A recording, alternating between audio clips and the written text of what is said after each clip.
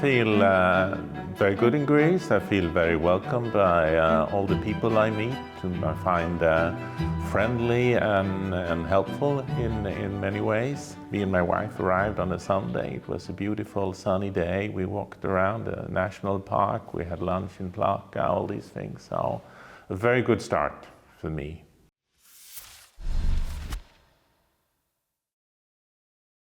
There's a lot of relations between Greece and Sweden, of course. I'm thinking in particular of the Swedish Institute we have in Athens, which we are very proud of because we don't have so many of those. It's been there for 75 years. We had a celebration last year. It was initiated actually by the grandfather to our present king, King Gustav Adolf, who was extremely interested in archaeology. The Institute is very active and it's a very important part of our relations today. The cultural relations are very important indeed. Sometimes we think that this is just something that we add to what we do because it's nice and we enjoy it, but in the times we live now, to improve the understanding and to learn about history and culture of our respective countries, I think that is extremely valuable. Well, I work in many different fields, of course, political relations, economic relations, cultural relations. We were talking about and try to facilitate contacts, link people up to each other. The economic relations are, of course, always at the core of this work. We are happy, we're lucky to have a very active Chamber of Commerce. They have about 100 members. And they deal with all sorts of business related to Greek-Swedish economic relations. In that sense, I think we are very well placed to expand our trade, investments, and so between our countries. I mean, Sweden, we are a trading nation. We've always been a trading nation. That's what we thrive on. It's the basis of our society, our welfare, if you like. So of course, we want to expand trade. And we think trade is a good thing in both directions. So more Greek exports to Sweden is also a good thing. I think the positive development of the Greek economy certainly helps. And I think also that the Greek industry is doing pretty well at the moment. So here are opportunities for Swedish industry. We have a number of rather big players like Volvo, Ericsson, IKEA, Alfa Laval, ABB, SKF, all these big engineering companies. And I think there are opportunities, they are all present here, and I think there is good opportunities for them to expand trade and investment. If I could mention maybe just one project, that would be the electricity cable, the so-called Gregi cable between Egypt and Greece. And we have Swedish technology, world-leading technology here. We are at the moment building the cable between Egypt and Saudi Arabia.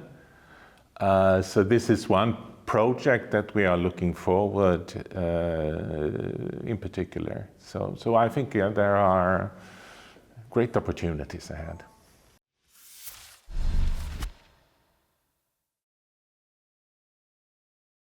I think we're all working on AI at the moment and see how this could be part of our future in basically all walks of life. It's going to affect all of us.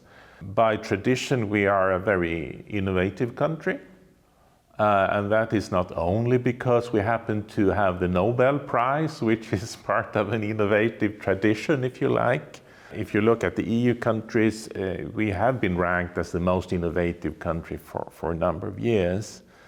And there are several reasons for that. One is that we have a very close cooperation between the government, academia, and the private sector companies. So we have many science parks, for instance, where our companies are opening offices direct close to the universities, so people can do research at the university and at the company at the same time. We try to take away the limits, the borders between these institutions.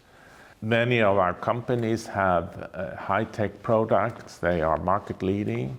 And I think the difference between Swedish companies and companies from other larger countries is that we are happy to share the technology. So when we go somewhere, when we establish, we hire people locally, local engineers, we train them, and in that sense, we are also transferring knowledge and technology through our companies.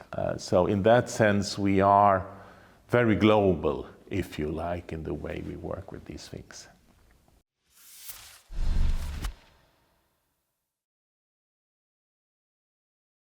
Absolutely, and I understood that Greece is now modernizing its defense system. We are all expanding, we are all increasing our expenditure for defense given the international developments and the geopolitical developments that we see. We have a rather significant defense industry in Sweden. We are producing fighter jets, submarines, surveillance aircraft, bandwagons, quite significant defense systems. So we are looking forward to closer cooperation, both between our military, so to say, but also when it comes to defense industry. And here I think there are also good opportunities for Greek companies to be part of this. Because when we deliver this big system, these large systems, we work together with local companies. So if I take one example, we sold our fighter jets to Brazil. These planes are now produced not in Sweden, but in Brazil with Brazilian workers, Brazilian engineers. There is a cooperation program linked to this in innovation, technological development. We have a similar program with India, for instance.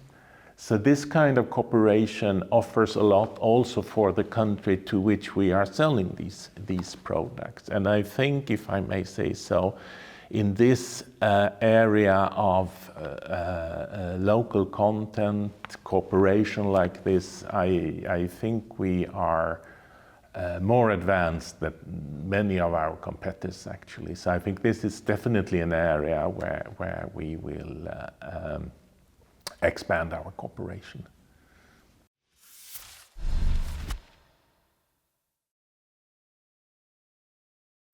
Absolutely, and I mean, you're quite right in describing the different roles that we have in this. And we had, if you go back a couple of years, we had various crises when a lot of people had come in a short time frame, which put significant strains to our system.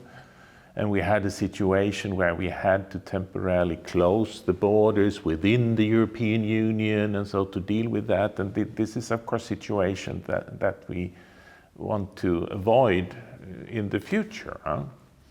So now we have this migration pact, which was negotiated by the Swedish Commissioner Ylva Johansson, which was quite an achievement, I think, given the different views that the countries had in this.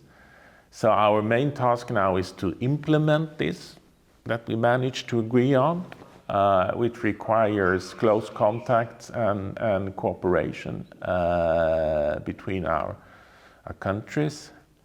We have now since the beginning of this year, a police liaison officer here.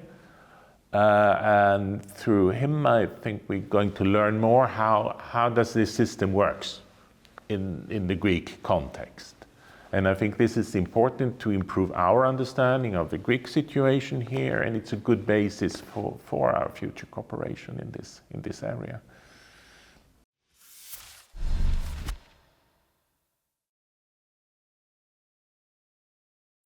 Exactly. I mean, this is what we are all now pondering about, how to react to these signals we get from Washington. What do they mean, and what do we have to do to deal with this? We need to step up our efforts on the European level.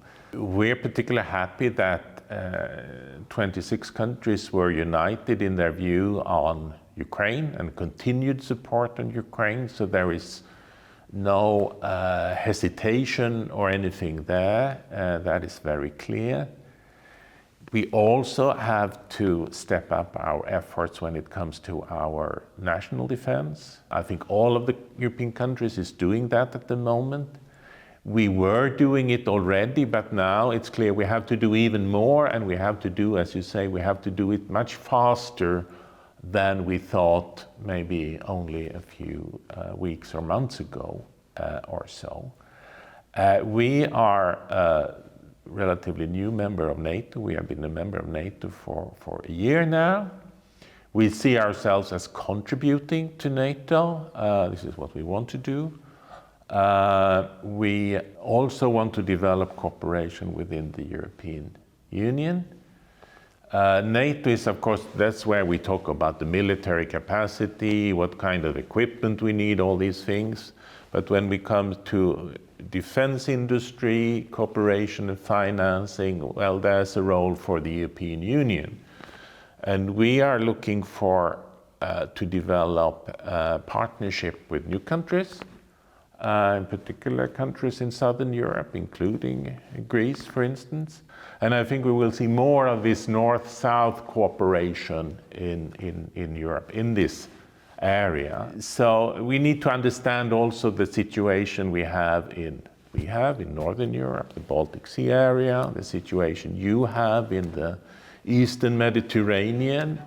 So we have a better understanding, knowledge about that, and that we can find ways to cooperate, which will be really to the mutual benefit of both Greece and Sweden.